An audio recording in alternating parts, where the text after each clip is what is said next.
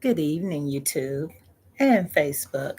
I am Carolyn Lewis. This is FBMD, Faith by My Deeds, and I'm coming on for just a brief moment today to talk about, of course, relationships, self care, family care, and to let you know that I am accepting clients at this time, and you can inbox me or call me on Facebook. From Facebook, the number is there in the box.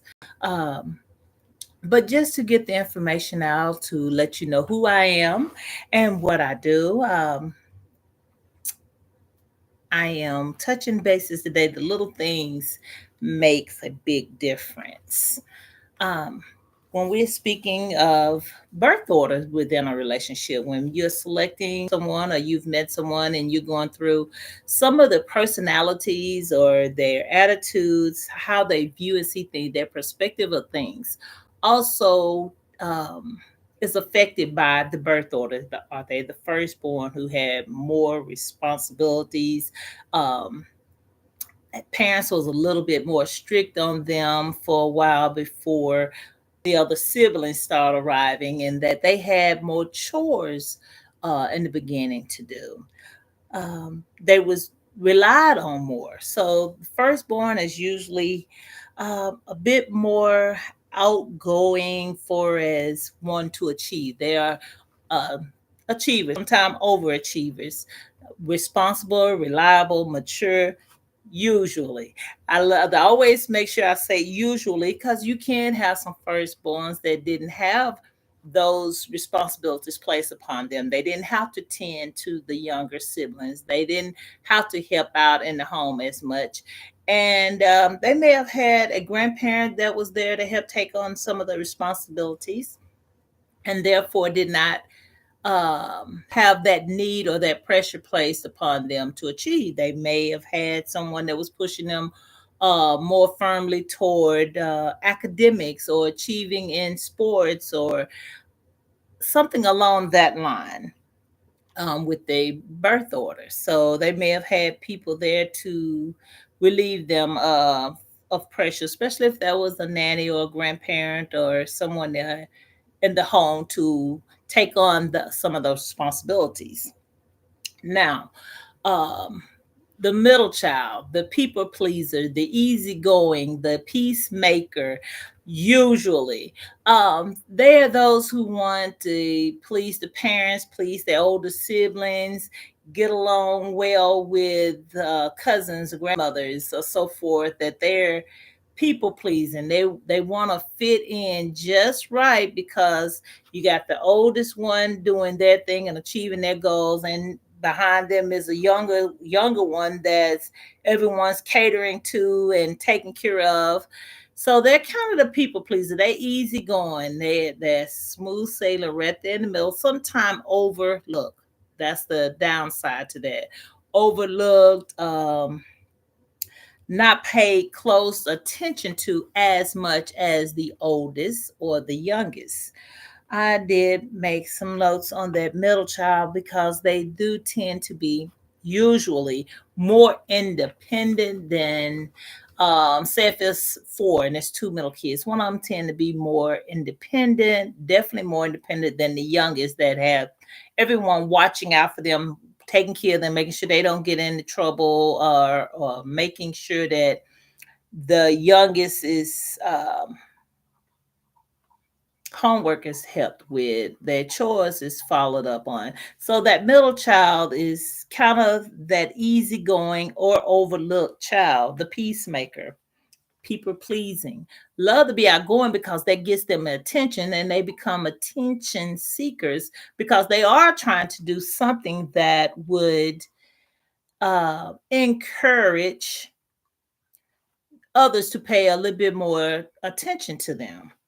Now, for that last one, um, can be outgoing, risk takers. The youngest child take more risks than, say, the other firstborn or the middle child because they someone is catering and watching out. And when I say cater to, I don't mean just spoiled rotten, even though some are just as spoiled rotten, but more of a risk taker because someone is backing them or watching them or cheering them on. Everyone cheers the baby on to go. If you want it, go for it. So that youngest one is used to being cheered on, free spirited because it's whatever they want. If the parents are not catering to it, the siblings are, the grandparents are, someone is encouraging them to just go for the things in which they decide they want to do. So you got those three different stages that goes into or follows you into a relationship.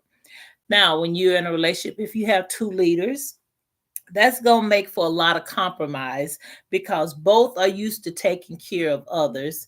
Both are used to calling shots or making things work when those who should be making things work are not there, which could seem kind of overbearing to one or the other if they do not discuss these things prior to marriage and have things discussed where unspoken expectations are spoken about. You got to discuss those unspoken expectations, and you should also speak on the things that you expect from others, how they play a role in your life.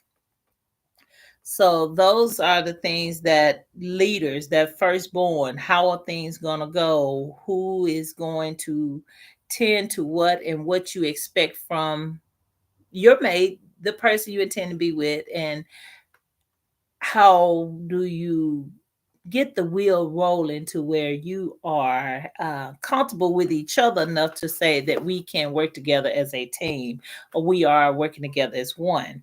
That middle child, if they're with a leader, may feel that they are still supposed to fall back and not step up and follow do some of the things, take an initiative, whereas the firstborn may be like, what are you doing? You're grown, follow this, do this, just take initiative. Whereas people pleasing, excuse me, within them may be feeling like that's a bit harsh to them. So you need to discuss those things depending on that birth ranks and what that person has perceived in their mind their role would be and what you perceive their role would be. So that discussion prior to marriage need to take place. But if some things get to going rough and rocky afterwards, let's stop and talk about those things and find out where and why those perceptions are taken like that.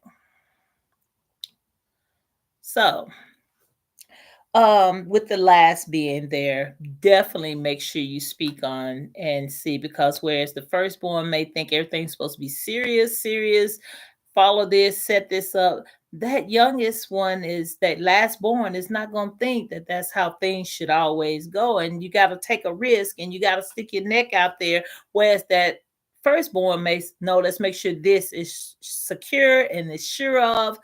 And those things could kind of cause some rockiness if you do not discuss those things prior to um, marriage. Now, just because a person is a good parent does not necessarily make you a good spouse. You want to make sure that you discuss those things and what parenting style you want to use and what you're used to, what you've seen, what you don't want to see, because parenting styles can cause couples to have some issues as well. But also, going before I touch that, I want to touch that the parenting styles, people find it easier once kids on board and they're around and doing school, sports in the house. Before then, being attentive to a child, everybody knows you gotta give them the time, you gotta train them, you gotta spend time with them, walking, talking, whatever it is, from birth to up, that you're gonna give that child attention. Mom, dad, however, you're gonna give that child attention. But what we tend to forget is to giving, excuse me, that spouse attention. Asking them how their day was, asking them if it's something that they need to work on. Do they need some time off to themselves? Do they forget to be attentive to the spouse? Um, not helping with the child or not helping take off a load of something else, and maybe household this or that or what have you. Do not forget to be kind, courteous, attentive to your spouse just because now, well, we got kids to take care of. You should understand that. Don't do that. Or I was too tired doing this or that, and forget to tend to your spouse, because it's easy enough to think, well, the child needs, but the two that became one forget to tend to each other sometime, and that can cause some issues. So if that has become a problem with you, um, let's step back and discuss what is it that you need, how can you get there, and how can you get the other person to understand where you're coming from, and tend to that, because a person can be a marvelous parent, but they wind up forgetting about being a marvelous mate, husband, a wife, and they tend to forget what's going on within their marriage. The list I have was the attachment. The attachment may feel different. What was their attachment growing up, birth order, their attachment to their parents, to their siblings? Has that changed now that a child is on board, that they need to also give attention and time to, along with their job, along with their other obligations? Have they tended to forget that they have an attachment to you as well? Or have you forgot you have an attachment to them? So let's pay attention to your attachment. What's needed? What do you need to feel cared for, to feel loved, to feel respected, to feel appreciated? We know that we must teach children, and sometimes people take that same, I want to teach them, and try to use that same teaching strategy on their mate. That's not going to work. This is an adult you're talking to. You cannot talk to your mate or treat your mate as if they are a child or someone that you must raise or teach, bring up. That's not going to work. That same aspect is not going to work. So now your communication style has changed or must evolve with your family's growth as well. Feeling or being selfish? Do you feel a bit more selfish um, with what you have going on with your mate, as it pertains to the mate, the job, the responsibilities, the children? What do you have going on there? Are you remembering to take that time out, even for a little appreciation? Are you remembering to be kind? Are you being attentive? Are you still praying for each other, talking, communicating with one another about some things? Are you doing any projects together besides saying raise the kids or besides taking care of bills?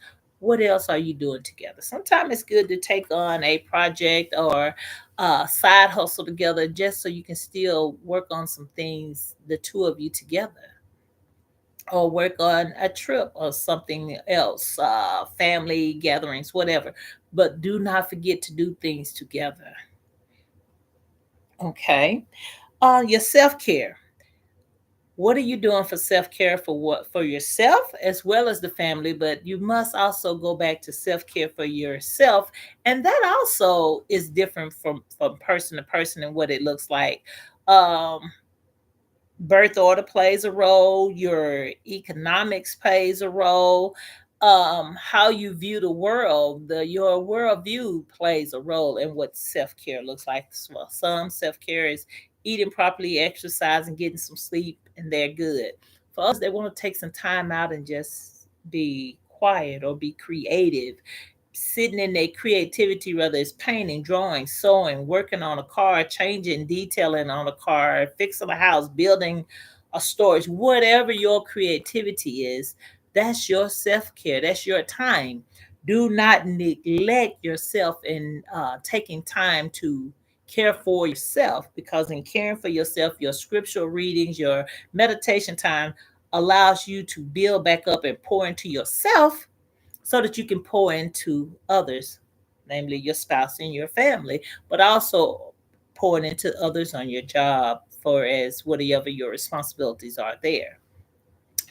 I like I said, I am taking in right now, taking on new clients. These are some things that has Been on my mind this week that is causing people issues, causing some trouble, or causing a person not to think of themselves as they should. So if this was an area that you have noticed that you having some trouble, or that as a couple you want to see, because as you know, I do couples counseling as well, premarital counseling, and I also see children. So if this is something that you would like to work on, life coaching, building up, learning how to pour into yourself, how to get things back on track where it will work for you, allow me that privilege of working with you to get things going in the direction in which you would like to see them go.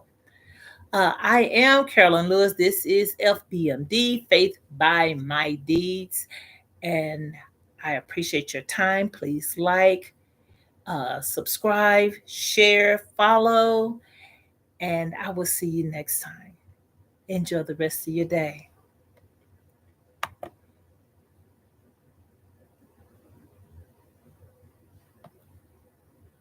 Okay.